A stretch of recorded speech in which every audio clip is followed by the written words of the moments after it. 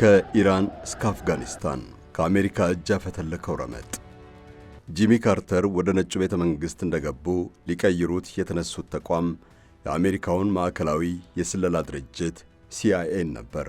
መረጃ የሚያሰባስብበትን ዘዴ በማሻሻል ሕግ እየጠቀሰና መልሶ እየጣሰ የሚያምታታበትን ሥርዓት ለማስቀረት አሰቡ።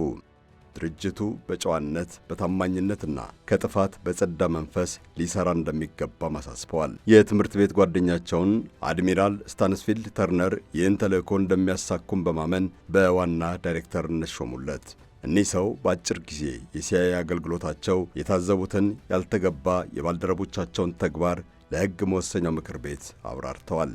እንደ ኮንጎ ኪንሻሳ ባሉ አገራት የሲአይኤ አባላት አያሌ ጥፋት መፈጸማቸውን መስክረዋል። ይህን ደግሞ ፕሬዝደንት ጂሚ ካርተር እንደ ቁርጠኛ የአሜሪካ ዜጋ የኃላፊነት ስሜት ነው የቆጠሩት። ተርነር ሲአይኤ ውስጥ የረባ ዘመን ስላላገለገሉ እንደ ባዳ ይታያሉ። ከሹመታቸው በፊት ለምስክርነት ምክር ቤት ሲጠሩ እውነቱን እንዳያጋልጡ ተመክረዋል። በዋና ዳይሬክተርነት ሲረከቡት ደግሞ የተለመደውን አይነት አሰራሩን ለማስተካከል ወስነው ነበር። በተለይም ግልጽነትን አጥብቀው ፈለጉ። የድርጅቱ ባህሪ ግን ይህንን ፈጽሞ አይደግፍም። እንደውም ተግባራቸው በሲአይኤ ውስጥ ለረጅም ዘመን የሰሩ ሰዎችን በጠላትነት አስነሳባቸው። ሹሙ ከዎተርጌት ሆቴሉ የቀድሞ ፕሬዝደንት ሪቻርድ ኒክሰን ቅሌት ወዲህ ሲአይኤ ከአሜሪካ ሕዝብ ደብቆ የሚያከናውነው ሥራ ሊኖር አይገባም የሚል አቋም ነው የያዙት። በተለይ በስውር ለክትትል ሰዎችን ማሰማራቱን አይወዱትም። ታዛቢዎች እንደሚሉት አድሚራል ተርነር ረጅሙን ጊዜያቸውን በአሜሪካ ባህር ኃይል ስር በመስራታቸው ከሰዎች ይልቅ ቴክኖሎጂ ለአፈጻጸም የተሻለ መንገድ እንደሆነ ያምኑ ነበር። ነገር ግን የበታቾቻቸው እሳቤ ለስለላ ሥራ ብቃት የላቸውም የሚል ነው። ስታንስፊልድ ተርነር በሲአይኤ ዋና ዳይሬክተርነታቸው ከሚታወሱበት ታሪክ አንዱ የኒውክሌር ጦርነት ሊቀሰቅሱ መቃረባቸው ነው። ከሶቪየት ኅብረት ወደ አሜሪካ ሚሳኤል መወንጨፉን የሚያመላክት የተሳሳተ የመረጃ ትንተና ደረሳቸው። ሐቁን ተረድተው የማንቂያ ደወላቸውን ያጠፉት ዘግይተው ነበር። ስታንስፊልድ ተርነር ሲአይኤን ከመሩት ሰዎች ሁሉ ደካማው መሆናቸው ይነገራል። ድርጅቱን አንኮታክተውታል። በስውር የሚደረገውን ክትትልና ስለላ ሙሉ በሙሉ በሚባል መጠን ያጠፉት። አለቃቸው ፕሬዝደንት ጂሚ ካርተር ደግሞ በቪየትናም ዘመቻ ለደረሰው ጥፋት ለተጠያቂዎቹ ምህረት አውጀው ትኩረታቸውን ወደ መካከለኛው ምስራቅና ፋርስ ባሕረ ሰላጤ አድርገዋል። በካምፕ ዴቪድ የግብፁን ፕሬዝደንት አንዋር ሳዳትና የእስራኤሉን ጠቅላይ ሚኒስትር ሜናሄም ቤጊንን አጨባብጠው አስታርቀዋል። በቀጠናው ታላቅ አገር ኢራን እየተብላላ የነበረውን ለውጥ ግን ልብ አላሉትም። የሲአይኤ ሰላዮችም አላወቁትም። ጉዳዩ ከቸልታ ሳይሆን ካለመገንዘብ ነው የተፈጠረው። ትላንትን ከዛሬ አመሳክሮ የመጪውን ዕለት መልክዓ ፖለቲካ ለመረዳት ኢራንን ከአሜሪካውያን እጅ ፈልቅቆ አወጣት። ዝርዝሩ ምን እንደሆነ አብዱስ ሰመድ መሐመድ አካፍላችኋለሁ። ሃይማኖትን ያማከለው የኢራን አብዮት ስኬት የፕሬዝደንት ጂሚ ካርተር የውጭ ጉዳይ ፖሊሲ የመጀመሪያው ውድቀት መሆኑን ታዛቢዎች ይናገራሉ። አንድ ዓመት ቀደም ብሎ ከሲአይኤ የደረሳቸው መረጃ በኢራን እንኳን አብዮት ሊብላላ ቀርቶ ጥንስሱም አለመኖሩን የሚጠቅስ ነበር። በእርግጥ ደግሞ እንደ አውሮፓውያን አቆጣጠር ከ1979ኙ አብዮት በፊት በሃይማኖት ርዕዮተ ዓለም የታነጸ እምቢተኛነት ምን እንደሆነ አሜሪካውያን አያውቁም። ለዚያም ነው የውጭ ጉዳይ ሚኒስቴር መስሪያ ቤታቸውም ሆነ ሲአይኤ እየመጣ ያለውን ነገር ያልተረዱት።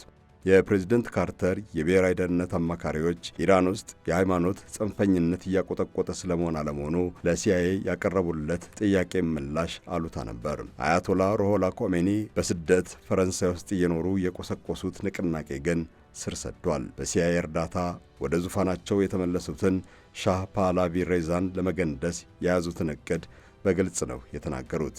አሜሪካውያን ኢራን ውስጥ ብልጭ ጥፍት የሚለውን ረብሻ ከመንፈሳዊ አባት ጋር አላቆራኙትም። በዚያ ላይ ጨፍላቂው የዘውድ መንግሥት ከባድ ሕዝባዊ ዓመፅ ቢነሳበት አስሮና ገድሎ ማዳፈን የማይሳነው ጠንካራ የፖሊስ ኃይልና ብርቱ ጦር ሰራዊት አደራጅቷል። ስለዚህም ስልጣኑን ለመጠበቅ እንደማይተናነስ ነው አሜሪካውያኑ የተማመኑት። ፈረንሳይ ውስጥ በጥገኝነት የኖሩት አያቶላ ሩሆላ ኮሜኒ እንደ ባህር ማዕበል የገዘፈ አብዮት ያስነሳሉ ብለውም አልገመቱም። ቀድሞ ነገር ለሃይማኖት አባቱ ትኩረት የሰጠ አልነበረም። እምነት አላብሰው የሚያሰራጩትንም መልእክት የቆጠሩት እንደ አንድ ከእስልምና የተሰነጠቀ ቀኖና አስተምህሮ ነው። የምዕራቡን ዓለም አየር እየማጉና ውሃ እየጠጡ ለአረቡ ዓለም ጥላቻ እርሾ የሚሆን የጽንፈኝነት ጥንስስ ለመጠመቅ ድፍረቱን የሚያገኙት አልመሰሉም። በዚያ ላይ መጅሊሱን እንጂ ዙፋኑን እንዳልተመኙ አሜሪካውያኑ ደመደሙ።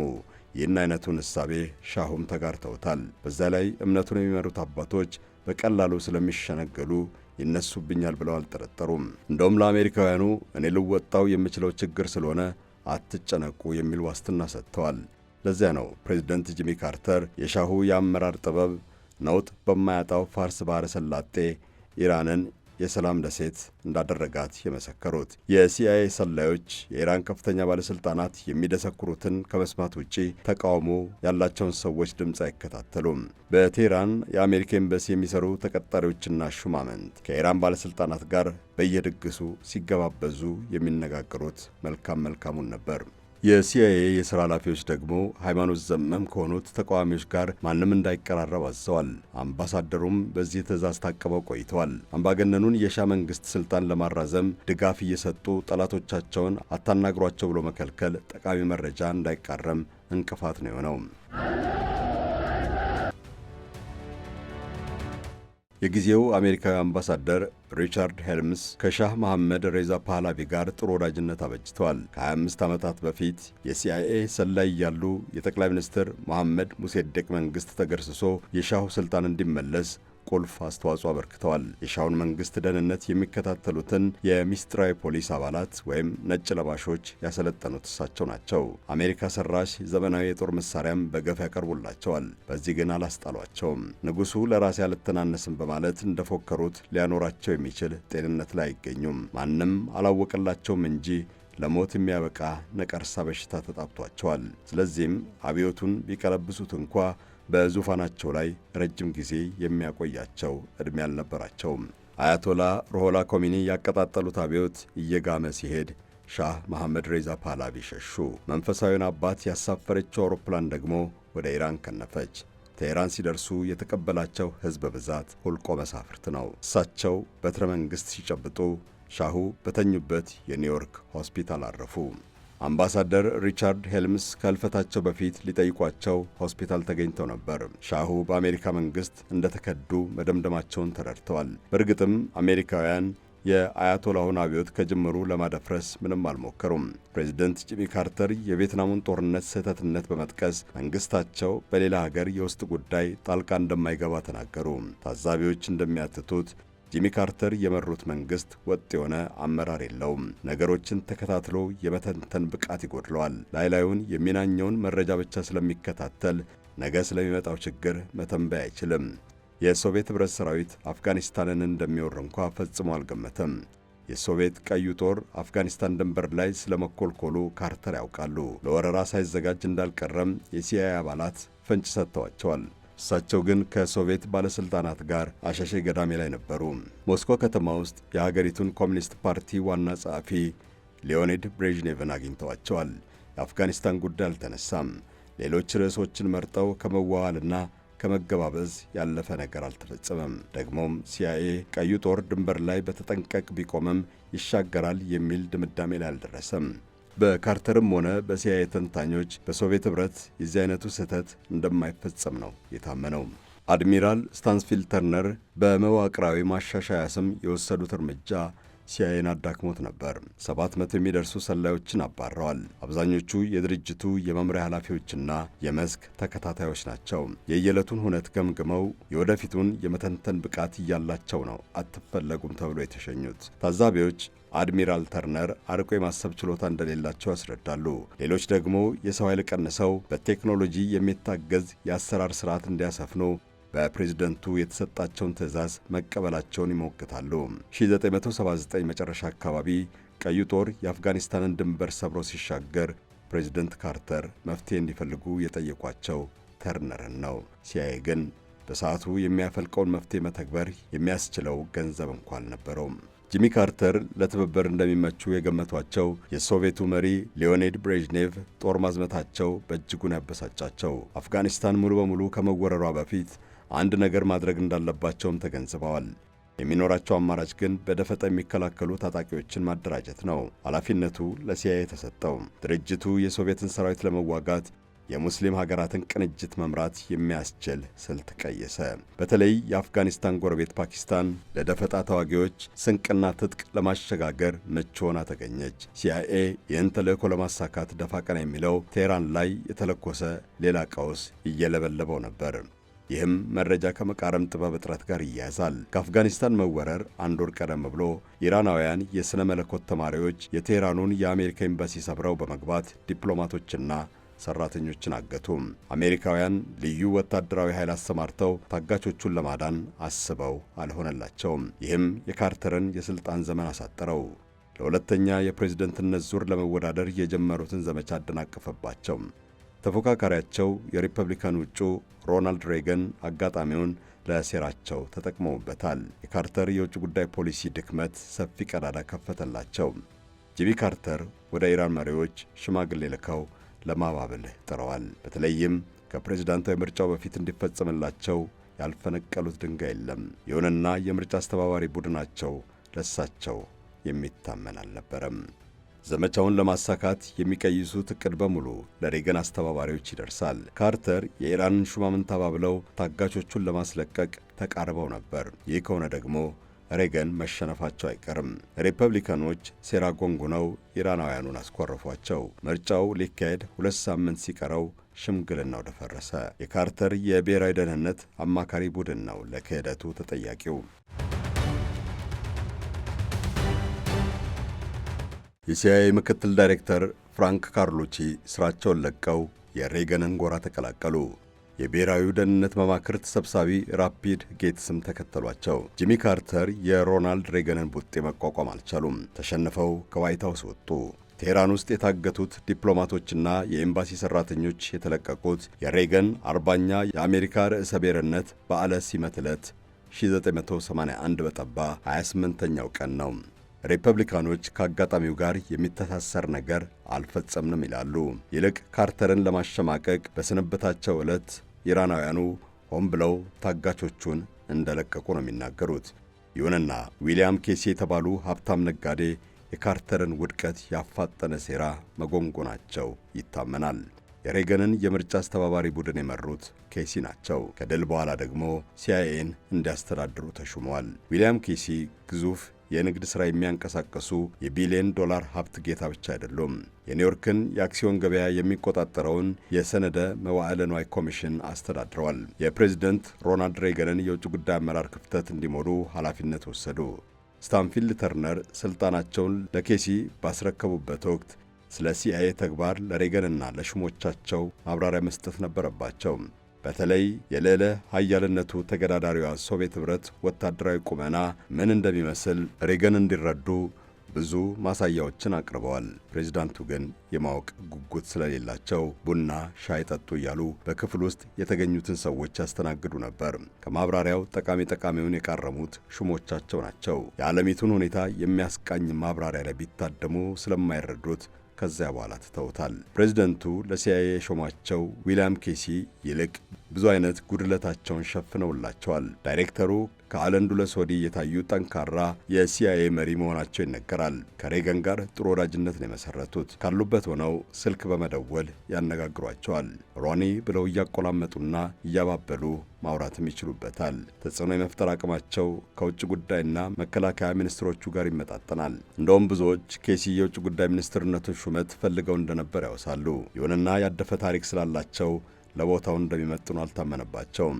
ይልቁንም አሌክዛንደር ሄግ የውጭ ጉዳዩን መንበር ተቆጣጠሩት። ዊልያም ኬሲ በህቡ የሚካሄድ ዘመቻ የመምራት አቅማቸው ይሻላል። ፈዞ ለቆየው ሲአይኤም የወሮ በላነት ቡድን ቅርጽ ሰጡት። የመጀመሪያ ተልእኳቸው በኒካራጓ በሽምቅ ውጊያ ስልጣን የያዘውን ማርክሳዊ ሌኒናዊ የሳንዲኒስታ መንግስት ማፍረክረክ ነበር። የተገረሰሰውን አስተዳደር የመሩት አምባገነኑ የጦር መኮንን አናስታሲዮ ሳሞዛ ዲባይሌ ለአሜሪካ የተመቹ ስለነበሩ ከሲአይኤ ድርጎ ሲቆረጥላቸው ኖሯል። ሳንዲኒስታዎች ያቀጣጠሉትን አብዮት ግን መቋቋም ስላልሆነላቸው ሀገር ጥለው ፈረጠጡ። ሲአይኤዎች በኤልሳልቫዶር በኩል የጦር መሳሪያ እያሻገሩ የኮንትራ ታጣቂዎችን አደራጅተው ውጊያ ከፈቱ። በኒካራጓ የሚገኙ ወጣቶችን ደግሞ በከተማ ለአመፅ እየገፋፉ ከፍተኛ ትርምስ አነገሱ። የሲአይኤ ህቦ የባህር ማዶ ዘመቻ የውጭ ጉዳይ ፖሊሲን ከማስፈጸም ተለይቶ አይታይም። የኬሲም እቅድ በኒካራጓ የአሜሪካን ጥቅም የሚጻረረውን የሳንዲኒስታ ንቅናቄ ማክሰም ነበር። የአሜሪካ መንግሥት ለኢራኑ የአያቶላ ጁምሃሪያ ማዕቀብ ተላልፎ የጦር መሳሪያ በመሸጥ ያተረፈውን $30 ሚሊዮን ለኒካራጓ ህቡዕ ተልዕኮ ማስፈጸሚያ ውሎታል። በጊዜው የቀሰቀሰው ቀውስ ቀላል አልነበረም። በዚያ ላይ የአሜሪካ የሕግ መምሪያ ምክር ቤት ሲአይኤ የሳንዲኒስታን መንግሥት መንበር የሚነቀንቅ ደባ እንዳይከፍት የሰጠውን ትዕዛዝ አላከበረም። በአጠቃላይ ሲአይኤ በማዕከላዊ አሜሪካ ቀጠና መንግስታትን ለመናድና ለማንበርከክ የፈጠረው ረብሻ ከእንደራሴዎቹ ሸንጎ ጋር ብዙ ጊዜ አላትሞታል። ሲአይኤ ቀጠናውን ከኮሚኒስቶች ተጽዕኖ ለማዳን የሚያካሄደው ጥበቃ አካል መሆኑን ነው የሚገልጸው። በ1000 ኪሎ ሜትር ርቀት የተፈጸመው ጣልቃ ገብነት ስኬት የተንደረደረው ግን ከማዕከላዊ አሜሪካ ተሞክሮ መሆኑን ማንም ልብ አላለውም። ጂሚ ካርተር አፍጋኒስታንን የወረረውን የሶቪየት ጦር የሚኮሰኩስና የሚያሸብር ኃላፊነት እንዲወጣ ነበር ሲአይኤን ያዘዙት። ኬሲ በፕሬዝደንት ሮናልድ ሬገን በ1985 እንዲፈረምበት ያደረጉት መመሪያ ግን የሲአይኤ ተልዕኮ ሶቪየት ኅብረትን ማሸነፍ እንዲሆን ያሳስባል። 120 ሺህ የሚደርሰውን የሶቪየት ሰራዊት ገትሮ የሚከላከል አደገኛ የጦር መሳሪያ ነው ወደ አፍጋኒስታን የሰረገው። እንደዚያም ሆኖ ሶቪየቶች ጠንክረው ከፊታቸው ያገኙትን ኃይል ሁሉ ያደባያሉ። በተለይ ተዋጊ ሄሊኮፕተሮቻቸው ምሽግ መደርመስና መሬት ላይ የሚርመሰመስ ታጣቂ መጥረግ ያውቅበታል። አሜሪካውያን ለዚህ መፍትሄ ያሉትን በትከሻ የሚነገት አየር መቃወሚያ ለአፍጋኒስታን ሙጃሂዲን ታጣቂዎች አሰራጩ። ከዚያ ወዲህ የሶቪየት ጦር ሄሊኮፕተሮቹን ማሰማራት ይቸግረው ያዘ። ዊልያም ኬሲ ለሙጃሂዲኖቹ አየር መቃወሚያውን ያስረከቡት ከሶቪየት ጦር ውጪ በማንም ላይ እንደማያስወነጭፉት ቃል ካስገቧቸው በኋላ ነበር። የአሜሪካ መንግሥት በሬገን ዘመን አጋማሽ ነው ሙጃሂዲኖችን በደንብ ያስታጠቃቸው። በወረራው ማብቂያ 3 ዓመታት ውስጥ ከ$3 ቢሊዮን በላይ አፍሷል። በቀዝቃዛው ጦርነት ወቅት የወጣው ገንዘብ ድምር $13 ትሪሊዮን ይደርሳል። የሶቪየት ጦር በአፍጋኒስታን ሙጃሂዲኖች ተዋርዶ ነው የተሸነፈው። አፍጋኒስታን ነፃነቷን ስታውጅ አሜሪካ በቀዝቃዛው ጦርነት ድል ልትሽቆጠቆጥ እየተኳኳለች ነበር። እልፍ አላፍ ዘመን ያፈራው የጦር መሳሪያ በሙጃሂዲኖች እጅ መቅረቱ ማንንም አላስጨነቀም። ቀድሞ ነገር ሙጃሂዲኖች ለእስልምና ተቆርቁረው ከመላ ዓለም የተሰበሰቡ ሰዎች እንጂ በሲአይኤ ምርጫ የተመለመሉና የተመረጡ አልነበሩም። ሲአይኤም የሶቪየትን ሰራዊት እስከ ወጉለት ድረስ ማንና ምን እንደሆኑ አልመረመረም። በ1989 ሶቪየቶች ጦራቸውን ከአፍጋኒስታን ሲያወጡ አሜሪካውያኑም ልባቸውን ቆለፉባት። ለአፍታ እንኳ ዞር ብለው ሀገሪቱን አልተመለከቷትም። በ10 ዓመት ጦርነት የደቀቀችውን አገር የተረከባት ሥርዓትም ከሽፎና ደክሞ ስለደረሰ ሊይዛት የሚችልበት ጠንካራ ክንድ አላበጀም። ሲአይኤ የህቡዕ ዘመቻና ስለላ ማካሄድ ነው ሥራው። አፍጋኒስታንን መልሶ የመገንባት ግዴታ የለበትም። ሀገሪቱን የከዳት ማዕከላዊው መንግሥት ነው።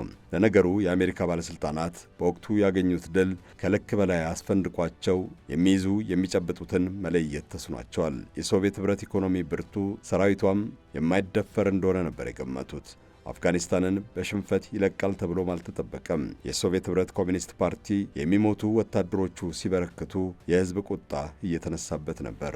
ኢኮኖሚው በበኩሉ ጦርነቱን የሚያስቀጥልበት ገንዘብ አጠረው። አሜሪካውያን ቪየትናምን በወጉበት ዘመን ያዩት ፈተና ነው ሶቪየቶችን የገጠማቸው። ሶቪየት ኅብረት ሰፊ አገር ነበረች። ሰራዊቷ ድንበር አልፎ የምስራቅ አውሮፓን ሶሻሊስት አገሮች ደህንነት በመጠበቅ ዓመታት ቆይቷል። ኢኮኖሚው ደግሞ እንኳን ወሰን ተሻግሮ ሊደጎም በሸረሪት ድር የተሳሰረውን ኅብረት ራሱ ሊያቆም አልቻለም። የሲአይኤ ሰላዮች የሶቪየትን ኢኮኖሚያዊ ሽንቁር በትክክለኛው ሰዓት ትክክለኛውን ቁመና ስላላሰሉት የሚበገር አይነት አለመሆኑን ደምድመዋል። የቀዝቃዛውን ጦርነት መራዘም አልጠረጠሩም። ድርጅቱም ለዚህ ነበር የተዘጋጀው። ይሁንና የአፍጋኒስታኑ ሽንፈት የተነባበረው አለት ማላቆጫ አጥብቆ የሚይዝ አርማታ እንደሌለው አሳብቋል። የሶቪየት ኅብረት ውድቀትም መንደርደሪያ ነው። የአሜሪካ መንግሥት የሶቪየትን ልዕልና የሚዳፈር ትንኮሳ በተደጋጋሚ ፈጽሟል። ይህ ጠባጫሪነት ወደ ጦርነት ወይም ወረራ ሊያድግ ስለሚችል ሶቪየቶች በሚሳኤል መከላከያቸው ላይ ከፍተኛ ትኩረት ሰጥተው ሰርተዋል። ገንዘባቸውን እስኪያሟጥጡ ድረስ ነው አጥብቀው የያዙት። አሜሪካውያን ታዲያ እንዲህ አይነቱ ጽናት የመነጨው ከማይበገር የኢኮኖሚ አቅም እንደሆነ ደመደሙ። ሚካኤል ጎርባቼቭ የተረከቧትን ሶቪየት ከቀውስ ለመታደግ ሲነሱ ስህተቱ ከኮሚኒዝም ይልቅ አያያዙ እንደሆነ ስላመኑ ሳይፈርስ ሊጠግኑት ወጠኑ። ግላስኖስትና ፔሬስትሮይካ የተባለ ጣምራ ፖሊሲ አውጀው ጆሴፍ ስታሊን የዘረጋውን መዋቅር መበጣጠስ ጀመሩ። ሆኖም ተተኪ ብቁ ሥርዓት አላዘጋጁም። ነገሮች ከቁጥጥራቸው ሲወጣ ወለል ብሎ ይታያል። ይሁንና ውድቀቱ በ1986 ስልጣን በያዙት ጎርባቼቭ ዘመን ሲፈጸም እናያለን ብለው የጠበቁ ሰዎች ጥቂት ናቸው። ፕሬዚደንት ሮናልድ ሬገን ጀርመንን በሁለት ጎራ የከፈላት የበርሊን አጥር እንዲፈርስ በአደባባይ ጥሪ ሲያቀርቡ እንኳ ድምፀታቸው ላይ ጥርጣሬ አድልቶ ይሰማል። ታዛቢዎች እንደሚሉት የሬገን አስተዳደር ሴራና የአሜሪካ የመከላከያ አቅም አይደለም ሶቪየት ኅብረትን ያከሰማት። ይልቁንም ሀገሪቱ እርስ በርሱ የሚጣረስ መንግሥታዊ ጥምረት ያለ ብርቱ መቆጣጠሪያ ሥርዓት መፍጠሯ ነው ድክመቷ። ሲአይኤ ሳይጠረጥር ሶቪየት ኅብረት ፈራረሰች። ሬገንን የተኩት ጆርጅ ቡሽ ትልቁ ከቀዝቃዛው የዓለም ጦርነት ማግስት ያቆሙት አስተዳደር ከፊቱ ተገዳዳሪ ኃይል አልገጠመውም። እሳቸው ቀድሞ የመሩት ማዕከላዊ የስለላ ድርጅት እላይታች እያለ የአሜሪካን ጥቅም ለማስጠበቅ የሚባትልበት ተልእኮም ምዕራፉ ተቋጨ። የሶቪየት የስለላ ድርጅት ኬጂቢ እንኳ ቦዘነ። ምስራቃዊ አውሮፓ ከእጅ ወጣ። የበርሊን አጥር ፈርሷል። ጀርመን ስንጥቋን ገጣጥማ ወደ ምዕራቡ ጎራ ተጠቃላለች። በ1991 አረጋዊ ዕድሜ ላይ የደረሰ አንድ ሰው ቀዝቃዛው ጦርነት ከነበረው ስጋት የተለየ ኑሮ ስለማያውቅ ግራ ሊጋባ ሁሉ ይችላል። ከየሀገራቱ ዋና ዋና ከተሞች አደባባይ የሌኒን ግዙፍ ሐውልት እየተገነደሰ ቦታ ለቀቀ።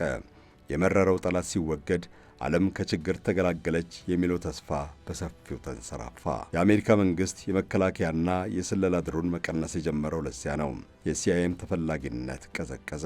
ሠራተኞቹ የቢሮ ወንበር ከማሞቅ ውጪ እንደ ቀድሞው ከቦታ ቦታ እየተዘዋወሩ ወሬ የሚጠቡበት ኃላፊነት አጡ። እንደ ጄምስ ቦንድ በጠላት መሃል ሰርገው ገብተው ጀብዱ የፈጸሙበት ዘመን አበቃ። ያለፈ ታሪካቸውን ታዳጊዎች እንዲማሩበት በትምህርት ቤቶች ልምዳቸውን ያካፍላሉ። ስኬትና ውድቀታቸውን ይተርካሉ። ከኬጂቢ ሰላዮች ጋር ያካሄዱት ግብግብ የኮምፒውተር ጨዋታ መለማመጃ ሆነ። ነገር ግን ሶቪየት የወደቀችበት መራር ዘመቻ ሌላ ጠላት እንዳበቀለ የተረዳው የለም። ሽምቅ ውጊያ፣ የዘመናዊ መሳሪያ አተኳኮስ፣ አደጋ ጥሎ መሰወር ያስተማሯቸው ሙጃሂዲኖች በአፍጋኒስታን እያበጡ ሄደዋል። የትግል ርዕዮታቸውን ሃይማኖት አልባዋን ሶቪየት ከመጋተር ጽንፍ ወደ ረገጠ ስነ መለኮት አሸጋግረውታል። በዚህ ወቅት አሜሪካም በጠላትነት ተፈርጃለች። ታሊባን የተባለው የተማሪዎች ንቅናቄ በአጭር ጊዜ መላ ሀገሪቱን አጥለቅልቆ ለሽብር ሐሳባቸው ለቀና ሰዎች ምቹ መጎልበቻ ፈጠረ። ሶቪየትን ያደማበትን መላ በአሜሪካም ላይ ደገነው።